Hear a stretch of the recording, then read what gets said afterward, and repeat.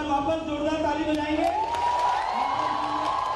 और उनका अभिनंदन करने पहले भाई साहब पीछे आना पड़ेगा आपको, साइड हो जाइए। हमारे साथ हमारे ऊर्जा मंत्री सर्वर 11 आगे वो मुख्यमंत्री जी है ना, विधायक साहब संजीत जी शर्मा, सर्वर 11 पा रहे थे, मोहन यादव राजीव भैया हमारे चौधारी जी, साथ में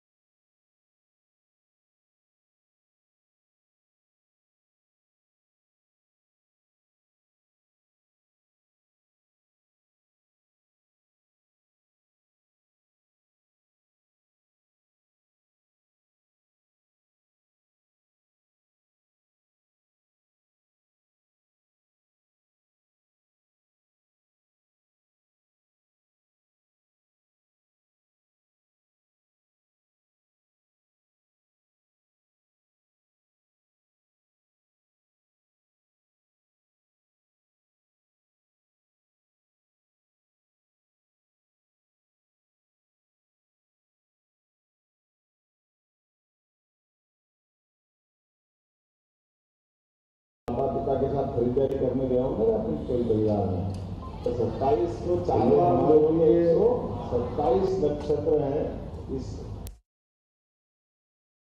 और 27 नक्षत्र एक साल में 4 बार आते हैं, तो 27 गुना 27 चुन 54 दुना नहीं तो 27 को 4 बार में जोड़ो तो 100, तो 108, अर्थात एक कोई पूरे वर्ष में साधना करेंगे कोई संत, तो वो 108 हुए, और जिनने एक साल से ज्यादा साधना की वो 1008 होता है। तो उनकी यूजीपीजी मालूम पड़ गई ना अपने को भी, तो अपने यहाँ कोई 107 नहीं रहेगा, 111 नहीं रहेगा, 110 नहीं होगा, लेकिन ये नक्षत्र गणना से होता है। इसी प्रकार से अभी आपसे कहें कि आप ग्रह नक्षत्र में कौन कौन विश्वास करता है, आधे ऊपर में हाथ नहीं उठाए, आधे नहीं उठाए, आधे नहीं उठाए, और मैं मान के चल रहा हूं कि आप सब बगैर ग्रह नक्षत्र के एक आधे मिनट भी पास नहीं करते, तो ये गलत है कि सही है?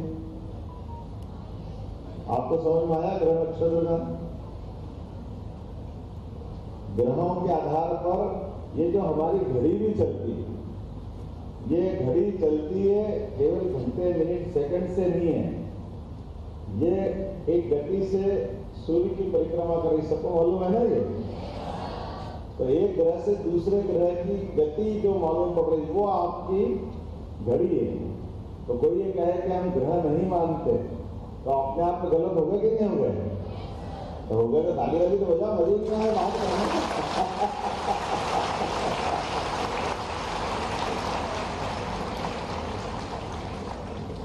और एक बात विशेष कि आपकी आयु गणना, आपको मालूम है ना, ये हमारी पृथ्वी की परिक्रमा से हमारा साल की गणना होती है, ठीक है? लेकिन ये साल की गणना भी सबके अलग अलग साल होते, मालूम है? जैसे अभी आप किसी मित्र को अपनी शुभकामना दो उसके जन्म दिवस के अवसर पर, तो जन्म दिवस साल में एक बार आता है, ये सही बोला? गलत तो नहीं बोला? और अगर मैं आपको अभी सिद्ध कर दूं कि आपका अभी सबका जन्म समय अभी हाल यही है, तो मेरी बात गलत है कि सही है? गलत? और अगर मैं कहूं सही है तो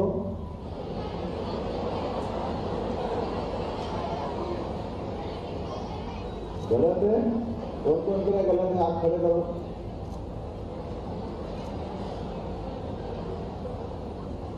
अधिकांश हमारे आगे दुविधा में उठाए कि मेरा धज्जा के चक्कर में डाउट में आ गए, है ना? मेरा ऐसा मानना है, आप मेडिकल साइंस के अधिकतर विद्यार्थी हैं भविष्य में।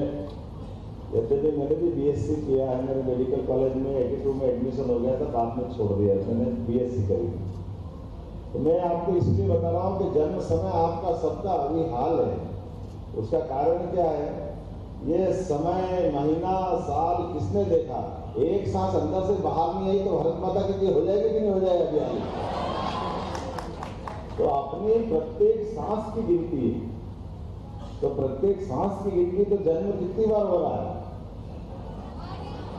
तो हुआ कि नहीं हुआ? तो अब आपका मैंने गलत बोला कि सही बोला, बताओ जरा।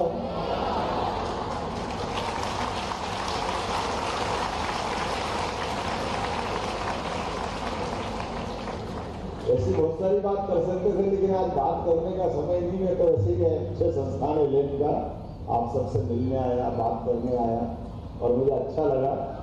मेरे को भी थोड़ा सा आपसे मिलते हुए एकदम अपने आप में भी मैं उस दौर में पहुंचा जहाँ मैं सालों पीछे छोड़ आया था। लेकिन ये बात भी सही है कि जब मैं किसी कोचिंग इंस्टीट्यूट पे बात कर रहा हूँ, तो आप यहाँ से जाकर के कोई दूसरे मुकाम अलग अलग चाह रहे होंगे। कोई मेडिकल के क्षेत्र में जा रहा होगा, कोई जेईई मेंस दे रहा होगा, ऐसे ही है ना, इंजीनियरिंग में जाना चाहता है, और कोई कारण से नहीं भी जा रहा होगा, रास्ते में रह रहा होगा, अगली बार देगा और अगली बार देगा, तो मन निराशा से भर जाता होगा, ऐसा है ना?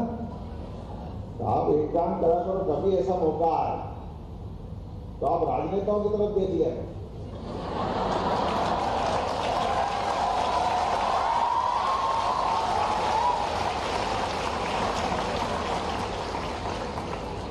समझ आया, देखो मैंने अपनी हंसी उड़ गई। तो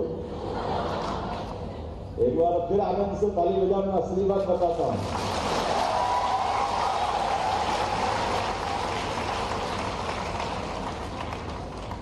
आपको मैंने ये क्यों कहा, कौन उत्तर देगा इसका? कोई देगा? डरा मत, कोई भी दे सकते हो, मैं कोई खेल थोड़ी करूंगा आपको। हाँ दो, कोई जो हाथ खड़ा कर रहा है उसको दो।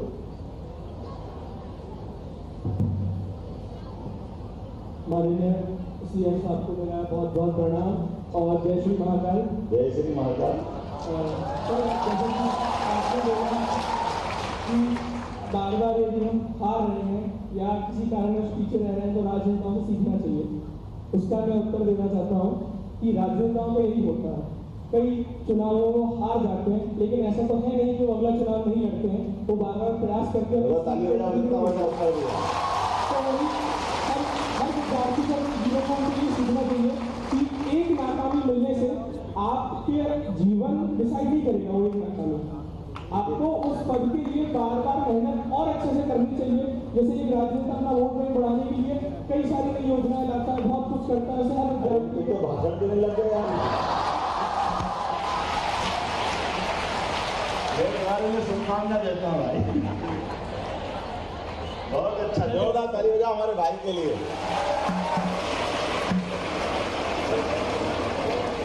देखो मेरा वजन हल्का कर दिया है। अब हम में से कई सारी बात कर सकते, जानते सब है। कोई भी भाषण देने जब खड़ा होगा तो वही विद्वान होगा, ऐसा तो नहीं। लेकिन हमारे मन में जिज्ञासा हो और जिज्ञासा का समाधान भी अपने से खुद से निकालें। आज जब मैं इस कोचिंग संस्थान में अपनी बात करने आया हूँ, आपसे मिलने आया हूँ, तो मुझे इस बात के लिए सबसे पहले कहने का इसीलिए कारण विषय निकाला कि हमारे मन में आता होगा कि हम परीक्षा दे रहे हैं और परीक्षा देने के कारण से हमको पास होके डॉक्टर ही बनना, इंजीनियर ही बनना है, और नहीं बन पाए तो निराशा के दौर में पहुंचते हैं। तो निराश होने की जरूरत नहीं। निराश किस बात की? ये जितने राजनेता हैं, हमारे बहुत बड़ा नाम है स्वर्गीय भारत रत्न अटल बिहारी वाजपेयी जी का। जोरदार ताली बजाओ अटल बिहारी वाजपेयी जी का। आप लोगों ने तो उनको शायद उस रूप में नहीं देखा है, लेकिन उनका अगर आप अपना गूगल को खोलोगे, बाकी भी ध्यान दोगे, अटल जी एक ऐसे व्यक्तित्व थे, पूरा देश उनके पीछे एक तरह से दीवानों की तरह भाग। और अभी आपने नरेंद्र मोदी जी के लिए जोरदार ताली बजाए।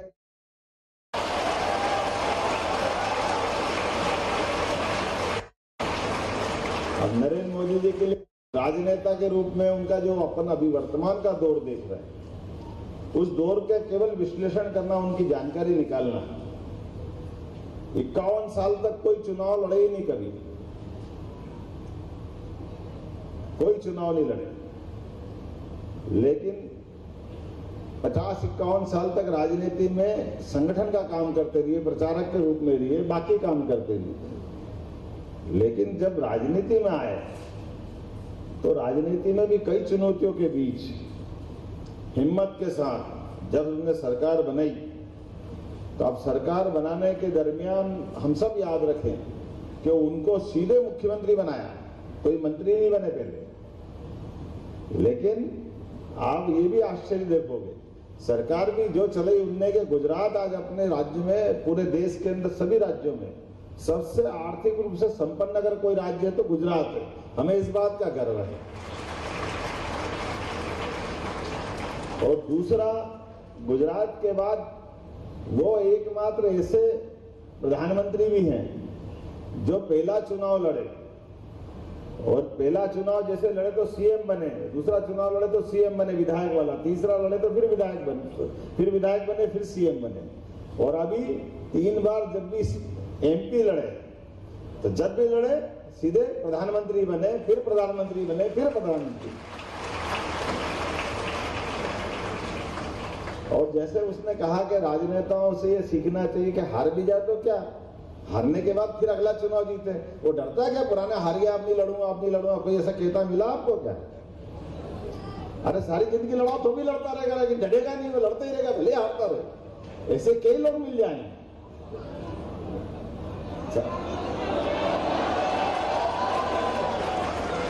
मैं समझ नहीं पाया तुमने काहे के लिए आवाज लगाई है। लेकिन मैं आपको इसलिए नहीं कह रहा हूं कि आप हमेशा हारते रहो। मेरा ये कहना कि अंदर की हमारी इच्छा शक्ति जब मजबूत होती है तो हमारे द्वारा ऐसे सभी चुनौती के काम, मैं मेरे जिंदगी के 2-3 छोटे-छोटे उदाहरण देके बात खत्म करूंगा, ज्यादा लंबे नहीं है। मैं फर्स्ट ईयर में साइंस कॉलेज में जॉइंट सेक्रेटरी का चुनाव लड़ा, हायर सेकेंडरी के बाद। उस समय पीएमटी होती थी। मैं जॉइंट सेक्रेटरी बन गया 16 साल की उम्र में साइंस कॉलेज में। पहले 10-20 साल तक परिषद जीती नहीं थी, हमारे आने के बाद जीत गई। तो अब हमने कहा, जैसे ही हमने पीएमटी सिलेक्शन और इंदौर मेडिकल कॉलेज में एडमिशन ले लिया। तो हमारे यहाँ के लोग बोले कि अरे तुम कहाँ जा रहे हो यहाँ से? मैंने क्यों, मैं तो वहाँ जा रहा हूँ डॉक्टर बनने। बोले डॉक्टर बनोगे लेकिन वहाँ चुनाव नहीं होते हैं, यहाँ वो चुनाव लड़ो, बीएससी में अपन सेकेंडरी प्रेसिडेंट बनाएंगे। हमारे यहाँ तो लगातार परिषद को चुनाव लड़ना है, तुम कहाँ जा रहे हो चक्कर में। और मैं भी ऐसा भोला वाला था कि डॉक्टरी छोड़ के चुनाव लड़ने आ गए, चलो इधर चलते हैं अपन। तो मैं चुनाव लड़ा, सेकेंडरी में प्रेसिडेंट बना, यूनिवर्सिटी प्रेसिडेंट बना, वो अपनी जगह। लेकिन मैं इसलिए ये बात कह रहा हूं कि जीवन के जिस भी मार्ग से चलो वहां सफलता आपका इंतजार कर रही है, इसमें कोई शंका नहीं है। ये विश्वास हमको रखना चाहिए।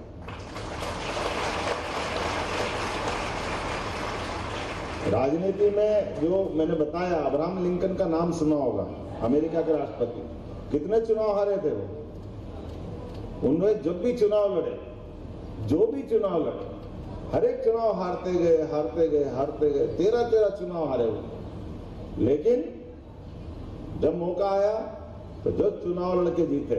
तो आज भी याद रखते हैं कि वो गरीब परिवार से निकले थे, बहुत कठिनाई के बाद निकले थे। लेकिन राजनेता हो तो वो हो। ऐसे ही हमारे बीच में बहुत मौके आते। तो आप सबसे निवेदन करना चाहता हूँ, अपने लिए 2-3 चीजें छोटी-छोटी और करना। जैसे हम आज अपने बीच में से, मैं अपने इस अनुभव से, छोटे से अनुभव से बता सकता हूं कि अपने बीच में शरीर की व्यवस्थाओं का पर्याप्त ध्यान दो। नींद पर्याप्त लो, व्यायाम पर्याप्त करो, अध्ययन के लिए भी टाइम टेबल बना के रखो, अपने आप पे कॉन्फिडेंस रखो, एकाग्रता रखो। योगासन प्राणायाम कर सकते हो तो जरूर करो। ये किसी प्रकार से बाधा नहीं है, समय का जायापन भी नहीं, इससे और आपकी प्रतिभा निखरती। उसी प्रकार से जो आप उम्मीद करोगे भगवान आपको जरूर बनाएगा, मेरी शुभकामना है। अब अपनी एलियन वालों के लिए जरूर कहता हूँ कि आप एलियन से, मैं मध्य प्रदेश सरकार से आता हूँ तो आपसे भी निवेदन करता हूँ, एकाध इंस्टीट्यूट उज्जैन में भी खोलो। सरकार की तरफ से आपको हम विशेष अनुदान पे जमीन उपलब्ध कराएंगे। ये हमारी आपकी सबकी भावना है। बाबा महाकाल की नगरी आपको बुला रही है। मैं मंत्री जी यहाँ से हटा नहीं रहा हूँ, यहाँ तो रहना ही चाहिए, वहाँ अलग से खोलना। मंत्री जी मेरी तरफ देख रहे, मैं आपसे डर नहीं रहा हूँ भैया, मैं इनको यहाँ से हटा नहीं रहा हूँ। जरा ताली वाली बजाओ, मेरी बात का समर्थन तो करो। बदलते दौर में हमारी सरकार ने बहुत सारे निर्णय किए हैं यशस्वी। आपके हमारे यहाँ के मुख्यमंत्री भजन लाल जी मेरे अभिन्न मित्र हैं, उनसे भी मैंने बात की। हमने एक नया सरकार बनने के बाद एक मार्ग भी तय किया कि अतीत के काल में शिक्षा का क्या महत्व है, भगवान कृष्ण ने हमको बताया था। भगवान कृष्ण ने कंस को मार दिया, लेकिन सत्ता के बजाय शिक्षा की महत्ता स्थापित की। और दुनिया का वो एकमात्र उदाहरण ऐसा है, जब कंस को मारे जाने के बाद सत्ताधीश थे कंस, चाहते तो भगवान कृष्ण बैठते, लेकिन उन्होंने उनके पिता उग्रसेन को राजगद्दी दिलाई और वो पढ़ने आए।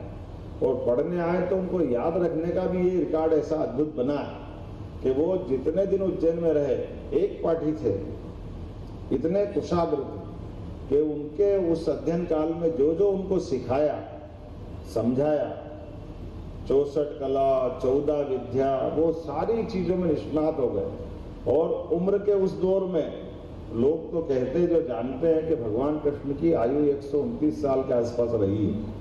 और जब महाभारत का युद्ध हुआ तो ऐसा बताते कोई लोग, वो सही हो सकता, गलत हो सकता, मैं इतना जानकार तो नहीं हूँ, लेकिन जैसा सुना कि उस समय 93 इयर्स के थे। तो 93 इयर्स में जब पढ़ने आए तो 11 साल के थे। लेकिन उस समय भी जो जो उनने शिक्षा ग्रहण की थी, कौरव पांडवों के महासमर के अंदर उन्होंने जो अपने मुखारविंद से गीता कही है, वो सभी ग्रंथों का सार था। वो उनके मुंह से निकले हुए एक एक श्लोक आज हमको, आज भी काम करने की, कर्म करने की प्रेरणा देते हैं, और उसी आधार पर हम उन भगवान कृष्ण के बाकी चीजों को भी समझ सकते हैं। तो हमारे लिए समझने की बात ही है। तो हमने दोनों सरकारों ने मिलकर तय किया है, उस समय का एक अनुभव आप भी याद रखना, भगवान कृष्ण ने 11 साल में सुदामा और कृष्ण की दोस्ती हुई थी, लेकिन वो द्वारकाधीश हो गए तब भी कृष्ण की दोस्ती सुदामा से दुनिया के सामने उदाहरण बनती है। गरीब और अमीर की दोस्ती का सबसे बड़ा उदाहरण अगर कोई है तो कृष्ण सुदामा की दोस्ती का उदाहरण है। ये हमारे सबसे सामने है। स्कूल जीवन की दोस्ती, कॉलेज जीवन की दोस्ती जीवन भर याद रहती है। इसलिए बड़े छोटे कोई किसी के पास पद कितना ही बड़ा आ जाए, वो अंदर का प्रेम बरकरार रखो, ये भगवान कृष्ण ने हमको सिखाया। और इसी बात के आधार पर हम अपने जीवन के हमने तय किए कि भगवान कृष्ण अगर पढ़ने उज्जैन आए थे तो वो मथुरा से आए थे, तो मथुरा से आने में रास्ता राजस्थान का पड़ता है, तो राजस्थान से मध्य प्रदेश आता है। इसलिए हमारी दोनों सरकार ने तय किया था कि इस मार्ग के आधार पर भगवान कृष्ण की जो पथगमन मार्ग होगा उसके ऊपर जहां जहां उन्होंने रात गुजारी उन स्थानों को तीर्थ स्थल के रूप में विकसित करेंगे, उनको देवस्थान के नाते से धर्मस्थल के नाते से बनाएंगे। बातें तो ऐसी बहुत सारी कर सकता था, लेकिन आज मैं अपनी ओर से पुनः एक बार आप सबके उज्जवल भविष्य की शुभकामना देते हुए अपनी बात समाप्त करता हूँ। बहुत बहुत धन्यवाद।